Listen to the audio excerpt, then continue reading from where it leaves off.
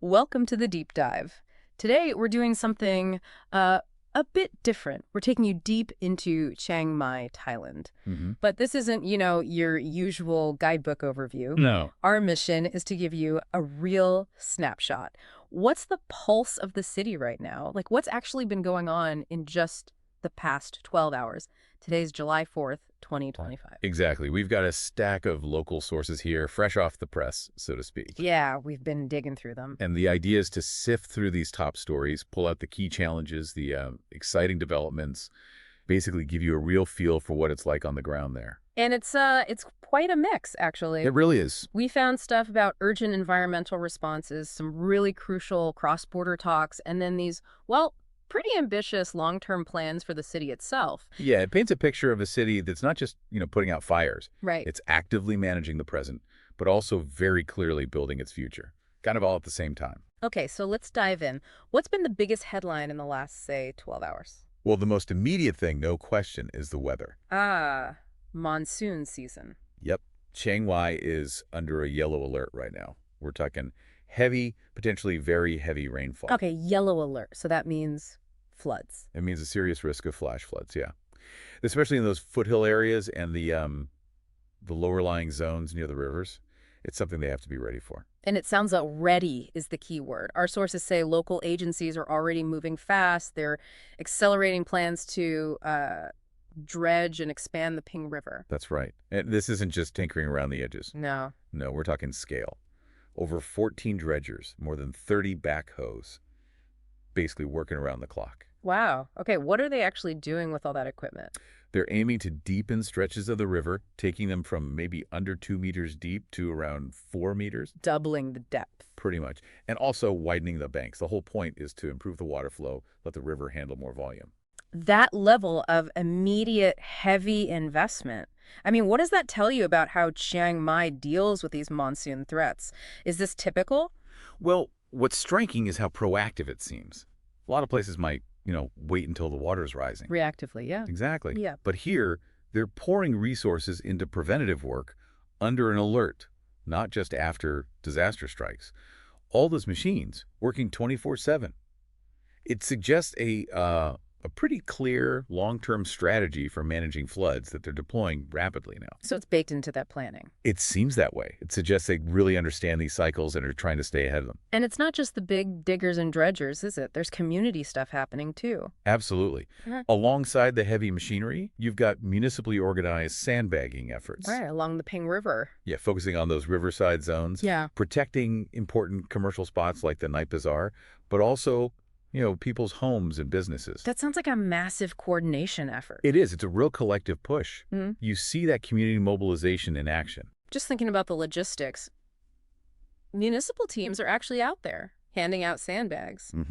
And warning residents in specific areas, neighborhoods like Pa Dayade, Nong Hoi, telling them, look, the river's rising, you need to move valuables, get your cars to higher ground. What are the challenges in pulling that off? Coordinating all those teams, getting resources where they need to be, especially when things are urgent? Oh, the coordination is huge. You need good water level monitoring, first off. Real-time data. Right. Then fast communication to warn the right people. And then the sheer logistics, getting sandbags, maybe pumps, personnel to specific spots quickly. It really hinges on strong city leadership, definitely. But also, Community buy-in. exactly, a high level of trust and cooperation from residents. And it looks like Chiang Mai has that based on this response. Okay, so the city's literally battling the elements, but you mentioned other things going on. So something about borders. Yes, absolutely. While all this flood prep is happening, there's another big story playing out concerning cross-border issues. The 37th Regional Border Committee meeting the RBC between Thailand and Myanmar just finished up. Okay. RBC. And that's significant. Very significant. Yeah. It tackled some really pressing problems that directly affect Chiang Mai. And these aren't small problems, I gather. Our sources mentioned two big things Thailand raised. That's right. First, there's serious concern about heavy metal contamination. In the rivers. Yeah, specifically the Kok and Sai rivers. They believe it's linked to unregulated gold mining happening across the border in Myanmar. Okay, that's one. What was the second? The second is something we hear about globally, but it's a major issue there. The rise of these cross-border call center scam operations. The scam gangs. Right. big, complex issues that a single city can't tackle alone. Precisely. Which is why the outcome of this RBC meeting is so interesting. What happened? Did they just agree to talk more later? Actually, no. It seems quite positive and concrete. Both Thailand and Myanmar explicitly agreed to cooperate. Cooperate how? On the contamination issue, they agreed to joint water testing. And on the scams, joint action against the fraud networks. Joint action. That sounds promising. It is.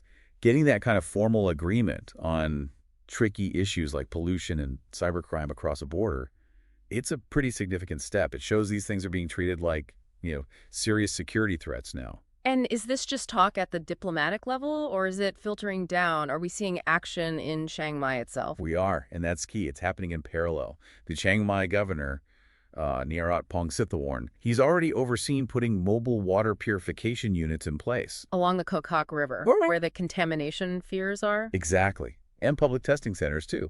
So while the RBC agrees on cooperation, the local government is already providing practical solutions and reassurance for residents on the ground. So it's like a two-pronged approach, high-level agreements and immediate local action. Yeah, it demonstrates that connection. Diplomacy backed up by tangible measures. Mm-hmm. And the RBC meeting ended with this renewed pledge, specifically to strengthen monitoring of toxic river pollution and dismantle those scam operations. Okay, that's a lot to be dealing with simultaneously, the weather, the border issues. Mm-hmm. But you also mentioned longer-term plans, a city looking forward. What's happening on that front? Right.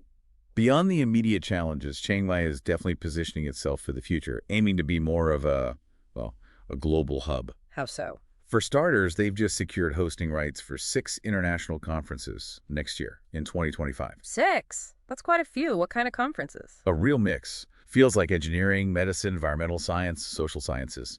It shows its growing appeal as a place for international meetings. Yeah. There's MIC data from the Bangkok Post backing this up.